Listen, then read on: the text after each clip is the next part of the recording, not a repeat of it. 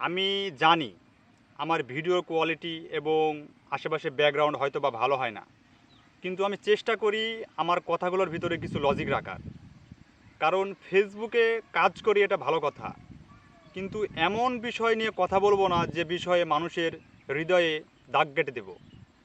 এবং প্রতিটি কথা বলার ভিতরে এবং প্রত্যেকটি ভিডিও কথা করার ভিতরে একটা না একটা গুরুত্বপূর্ণ কিছু লজিক আমি রেখে দিই। যার কারণে আশেপাশে কিছু মানুষ আছে আমাদের দোকানে বা আমার আশেপাশে যেসব লোকগুলো থাকে, এরা বিভিন্ন এবং বিভিন্ন বিষয়ে বিভিন্ন কথা নিয়ে মন্তব্য করে।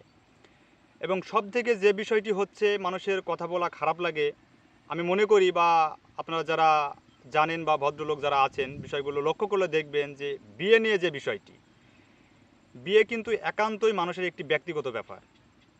আর এটি ব্যক্তিগত ব্যাপার। একটা মানুষ বিয়ে করছে না, তার শারীরিক, মানসিক, অর্থনৈতিক বা আশপাশের পরিবেশ যে কোনো একটি বিষয় দিয়ে হয়তো তার কোনো এক দিক ত্রুটি থাকে, সেহেতু সে বিবাহ করতে চায় না।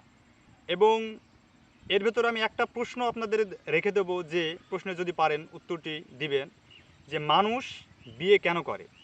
হয়তো এক একজন এক এক সংজ্ঞা দিয়ে থাকবেন, কিন্তু অবশ্যই কমেন্টের মাধ্যমে আপনারা মতামত জানাবেন। তো যাই হোক, এই যে চায়ের দোকানে যেসব লোকগুলো মানুষের চরিত্র এবং কাজকর্ম এবং কথা নিয়ে যে বিভিন্ন আলোচনা, সমালোচনা, মন্তব্য করে, আসলে একটিবার যদি হিসাব করে দেখা যায়, যারা এই কথাগুলো বলছে তাদেরই কিন্তু এই ত্রুটিগুলো সব থেকে বেশি থাকে। যে বলছে যে আমার ছেলে ভালো, আমার মেয়ে ভালো, আমার বেটার বউ ভালো, আমার শাশুড়ি ভালো, লক্ষ্য করলে দেখা যাবে অধিকাংশ লোকেরই তাদের ব্যাকগ্রাউন্ডগুলো আসলে ভালো না। কারণ সে সেই কাজে সম্মুখীন, তাই সবারই কাছে এই কাজগুলো তুলে ধরে বা সমালোচনা করে। আর এই পৃথিবীতে সব থেকে নিকৃষ্ট এবং খারাপ জায়গা, সমালোচনার জায়গা হচ্ছে চায়ের দোকান।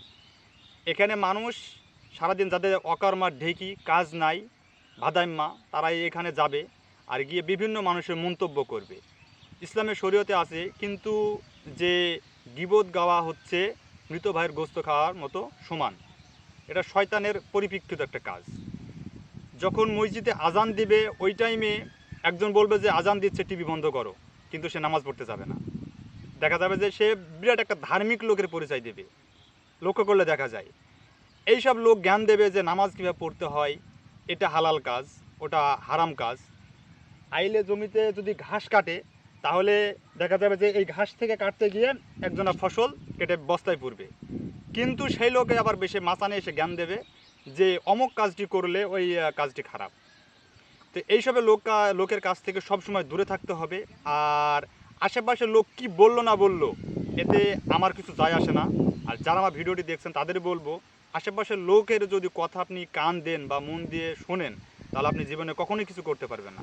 আপনার যেটা ভালো লাগে সেটাই করবেন এবং মনোযোগ সহকারে করে যাবেন। আর লক্ষ্য যেটা আছে পূরণ করার জন্য সামনে এগিয়ে যাবেন। ইনশাল্লাহ আপনি আমার লক্ষ্যে পৌঁছে যাবেন, সফলতা আপনার দেখা দেবেই। আর মানুষের কথা কান দিয়ে যদি আপনি আগুনে ঝাঁপ দেন, তাহলে আপনি পুড়ে যাবেন।